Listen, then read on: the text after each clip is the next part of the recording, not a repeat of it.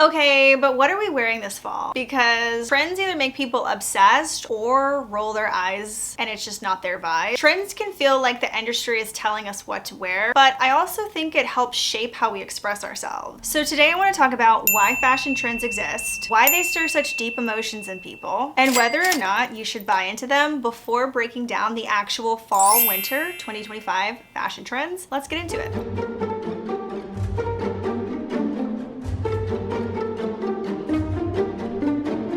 Fashion trends are kind of like a language. They're a way we connect with the world, signal what era we're in, and sometimes rebel against it. Some people follow trends because they want to feel current, others because they love the creativity, and some hate them because they feel forced or repetitive. Trends are less about rules and more about inspiration. They're the starting point for your personal style. So don't think of this video as me saying, buy this right now. Instead, think of it kind of like a fashion map and to explore like where we're currently headed in the fashion industry. This fall, two main aesthetics are shaping everything. The first one, Boho Pirate. Think trench coats with drama, high neck lace blouses, long flowing silhouettes, and slightly gothic romance. Chanel, Ralph Lauren, McQueen, On de Meulemeester all represented this on the runway. The second aesthetic, I'm calling this elevated Western. So this isn't just cowboy hats and boots, but it's more of a polished, high fashion runway take on Americana. Moncler, Domenico, and Philip Plein all leaned into this, less rodeo and more runway ready. So now that we kind of get the overall themes of what the trends are going to look and feel like, let's get specific about the types of trends we're going to be seeing in all of the stores. Starting off with number one, parachute pants, peplum, and poofy sleeves. Volume is the new silhouette. Designers like Marc Jacobs, Ralph Lauren, and Balmain brought in parachute pants and dramatic peplums. Expect sleeves that feel oversized and boots that look slouched instead of staying stiff. The message, fashion is letting us breathe just a little bit. Trend number two is kind of bunched together, and this is going to be regarding the Western elegant staples. We've seen Western trickle in before in terms of fashion trends, but now it's going more luxe. Think tailored suede jackets, something that's a little bit more custom to you. High quality leather, we're going to be able to tell whether it's faux or whether it's worn in or something that you actually invested into versus it being something from like Zara, which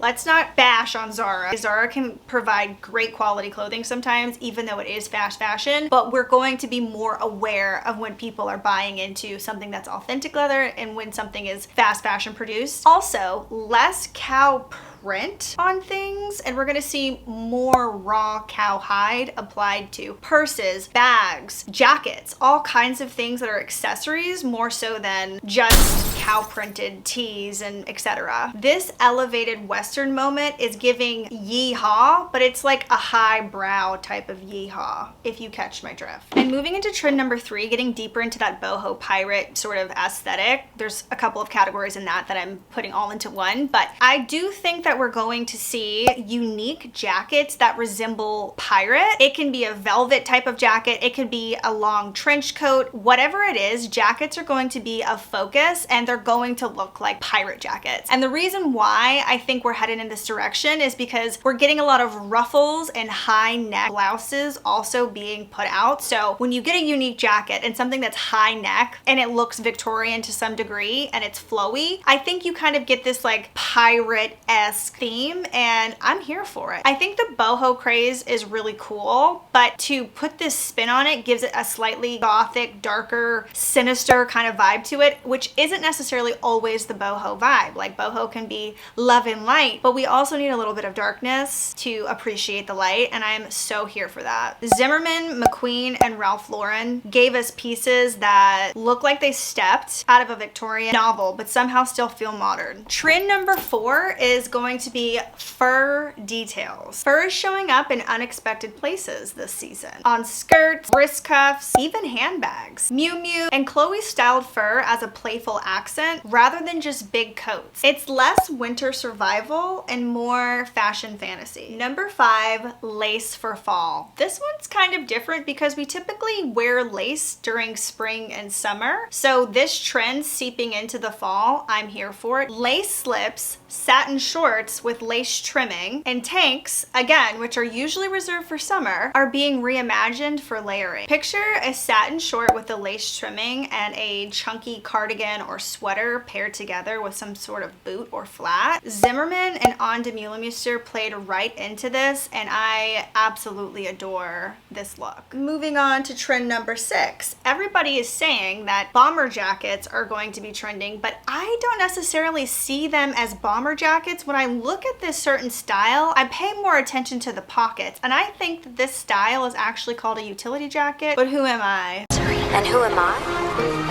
That's not a secret I'll never tell. You know, just a girl that loves fashion. But they could both be in style. There could be some sort of like Frankenstein version of them put together, and that's why people are calling it bomber jacket, because it's shaped like a bomber jacket, but it has as many pockets as a utility jacket. I digress. With extra pockets, military-inspired tailoring, and a practical edge, brands like Ralph Lauren are showing fashion that works for real life. And I've been hitting this almost in every trend video I've made this year, but we've got to get into it again, just in case you're new here. Trend number 7 is the color chocolate brown. We're going to see that color way more than the typical wine red this year, specifically because it is the Pantone color of the year, not chocolate brown. I think the Pantone color is actually called like mousse or something like that. I'll put it on the screen. We're going to see a lot more chocolate brown in terms of accessories, pants, anything that most of the time you will buy in black for fall. I think you'll probably see it more readily available to buy in the color brown. Anyway, so the big question is, should you buy into these trends? Honestly, only if they resonate with you. Fashion is storytelling, and this fall's story is about drama, romance, and grounded practicality. But the most stylish people aren't the ones that buy into every trend. They're the ones who curate, pick what speaks to them, and make it their own. If chocolate brown makes you feel powerful, wear it. If lace in fall feels ridiculous to you, skip it. Fashion should feel like self-expression, not a chore. So that's it for the fall winter 2025 fashion trends you'll be seeing everywhere. Let me know in the comments which one of these you're actually excited for, and which ones do you hope to disappear immediately. If you love talking style and want more fashion forecast, don't forget to subscribe. And if you're curious about how to make these trends work for your personal style, I've got another video coming soon. Thank you guys so much for watching, and I'll see you in the next one. Bye guys.